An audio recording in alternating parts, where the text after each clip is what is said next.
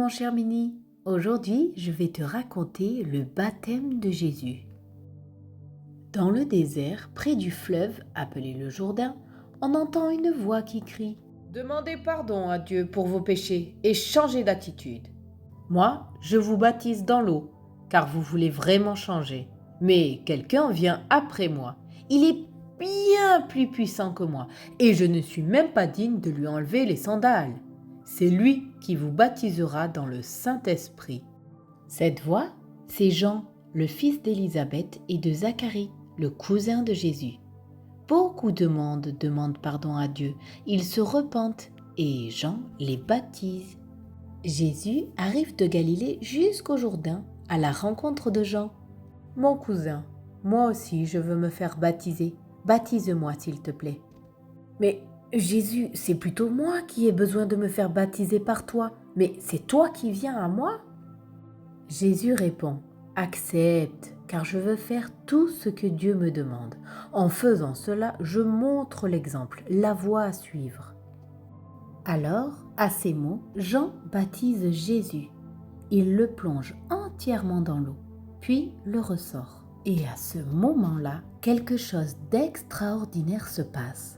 Le ciel s'ouvre et l'Esprit de Dieu descend sur Jésus sous la forme d'une colombe. On entend alors une voix du ciel déclarer « Celui-ci est mon Fils bien-aimé, celui qui fait toute ma joie. » Waouh! Nous voyons ici une belle image de la Trinité. La voix du ciel, c'est Dieu, le Père. Jésus, dans l'eau, qui est le Fils de Dieu, et le Saint-Esprit sous la forme d'une colombe. Ensemble, le Père, le Fils et le Saint-Esprit ne font qu'un. Mon cher Mimi, Jean était très surpris que Jésus veuille se faire baptiser, car il savait qui il était, et donc qu'il ne faisait jamais rien de mal devant Dieu.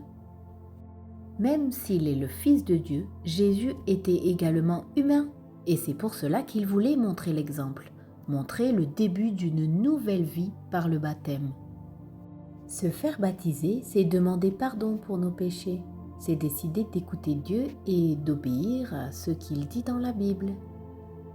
Se faire baptiser, c'est décider de marcher avec Jésus.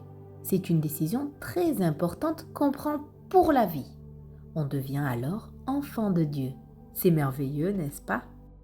Alors, lorsque tu auras envie de te faire baptiser et que tu te sentiras prêt à suivre Dieu toute ta vie, parle-en à tes parents, aux animateurs du club du dimanche ou au pasteur. En attendant, si tu désires relire ce passage de la Bible en famille, je t'invite à ouvrir le livre de Matthieu au chapitre 3 et du verset 13 à 17.